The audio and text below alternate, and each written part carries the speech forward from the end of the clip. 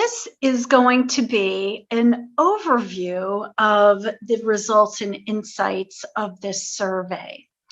And you can see here that our goal really is to understand the experience and perceptions of the state of coverage today on these topics, which we've had a bit of a challenge trying to get it into a small bite-sized description.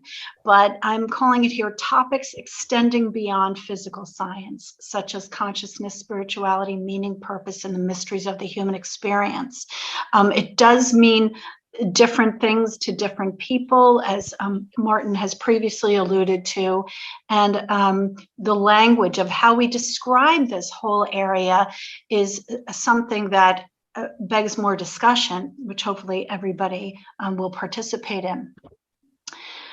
So this survey had 31 participants, and that is not statistically significant when it comes to large surveys. But what it is giving us direction. And that's what we want, is directional insights. So to headline that, what we've learned is that most editorial professionals want to cover these topics, believe they ought to have more coverage, but we have two primary challenges. There are other challenges and opportunities, but we've understood that editorial scope of a particular media outlet is absolutely vital. If something is outside of the general editorial scope, a case needs to be built for it, and credible scientific evidence is primary. And secondly, the journalists need help understanding the topic in greater detail, understanding what is newsworthy, and understanding who are the sources they can go to. So what I'd like to do is run through some of the top highlights just to give you some background. And then if there's any questions or discussion, we can certainly get to that. So really quick showcase of the demos here. It was mostly European men. The work style was in this day and age of the internet and self-publishing, and what's happened to the media industry over the last 20 years. A lot of people are freelance. A lot of people are creating their own content. So you can see there the work style there. I'd like to point out the three last bullet points. 90% of those of us who create and produce our own work, we have the freedom to cover what we want. This is a real opportunity moving forward for this topic area. Those who edit or produce others' work are in a great position of influence. So if they're interested in these topics and they get connected to sources and news, they have the ability to bring this more to the fore. And it's the same thing with people who are in a management position. So let's look at the topics here. I did segment out some of the results between the work that is paid for and the work that is unpaid for. But overall, look at the top 4 topics. Spirituality is number 1. I could not believe it when I saw that. The fact that metaphysical research made it in there was just kind of mind-blowing. Again, this is paid and unpaid work. When it comes to paid work, most of the people who participated in the survey are in print magazines and online magazines. I think that is absolutely tremendous.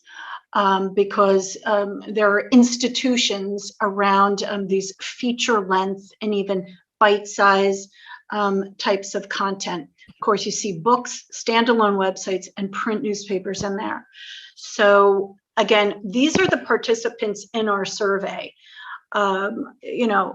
over 100 people were invited to it. Organizations were invited to share it with their membership, including Society of Professional Journalists, the Guild of Health Writers, I believe the Religion Writers, even Science Media Center. So it's good to know that we've got a great base here. The top beats are science, health, religion. I mean, these topics seem to fit directly into those. And as you'll see later, that may be our pathway forward. Lifestyle and human interests follow those beats. So what are people covering primarily for their paid work? You can see physical health, mental health, physics, and complementary and alternative medicine. This is the sweet spot between the beats and the topics. This is the sweet spot. So anything that falls under the topics that the FJN is covering, if we can find a way to position it within these categories, we're going to have an easier time. Other topics you can see there, UFOs actually came up a lot. Psychedelics and plant medicine tends to come up a lot. But can you see just for a moment here how wide the gamut is of the topics that the FJN is talking about? So if we can figure out a way, if we can come up with a statement or a phrase or a sentence where we can kind of, encapsulate all the topics, we're going to have an easier time. And I might say, maybe that topic label hasn't been created yet. We'll see. Here's what our group is interested in covering in the future. David, I think you might, and Marjorie, both of you might be very interested to see that consciousness is number one. You can see some of the comments there that were in the text boxes of the survey.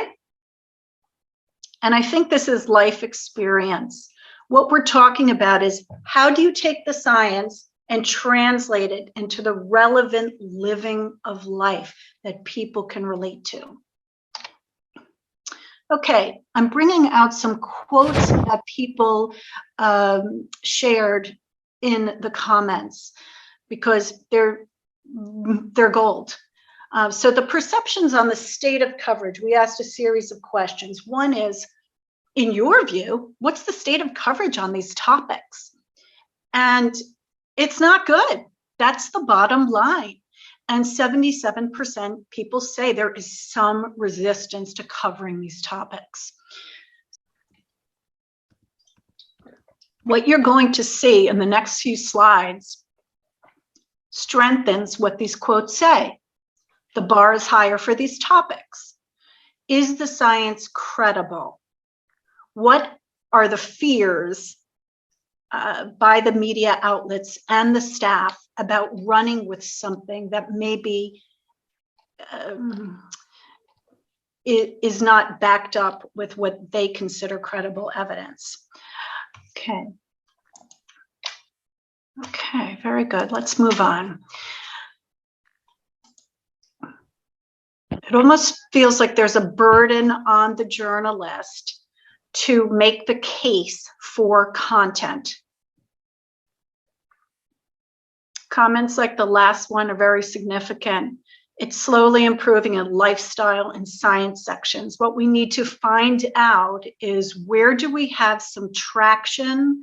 Where can we get traction? How do we position stories, etc.? I'm going to move on.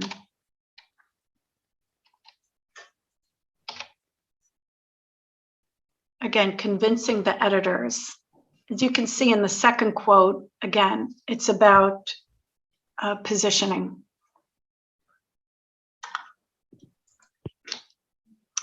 So what's the level of leadership's openness to paid work? 20% said no openness. And you can see in this red box why that is. We're seeing a few things that are going to be coming up over and over. A lack of trusted sources, it's not within editorial scope, etc. We can work to address these. The FJN can work to address these. Now, the people who said the editorial leadership's openness to pay for content on these topics is great, obviously, if it fits within scope. The audience is enthusiastic, which has to be demonstrated. And in media where you get analytics, you can do that. You can certainly show it through social media too. And if the editor is personally enthusiastic. So let's look at the some and the good category. There's a really nice quote we got. This deserves more discussion. I know there's a lot here. Here are some new quotes.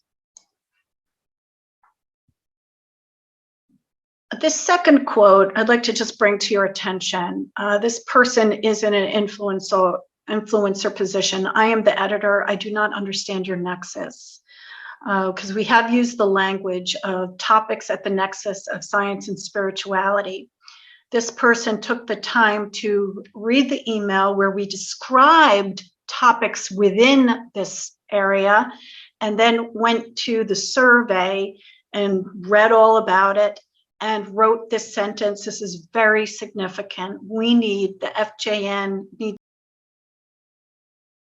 how we classify the topics we cover.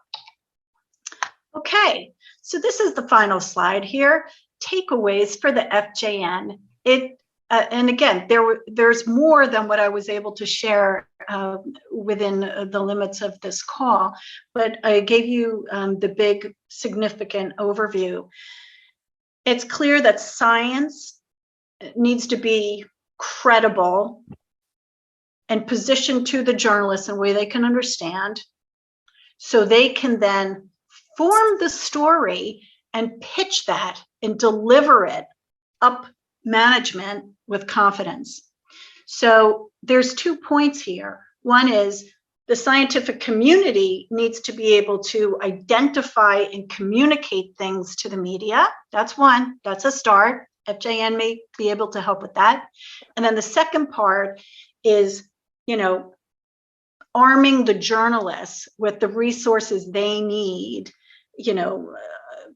knowing the timeliness of stories, research, for example, and who interview sources are, for example, so they can put that forward. The second one is the language. The third one is, if we can position the content that we're so interested in within the categories that exist, the wheels are greased for that. It's going to be easier. And we've got some ideas within the FJN, having reflected on this, but we would really like the input from those of you who are out in the field, having these conversations and the curiosity to cover these topics.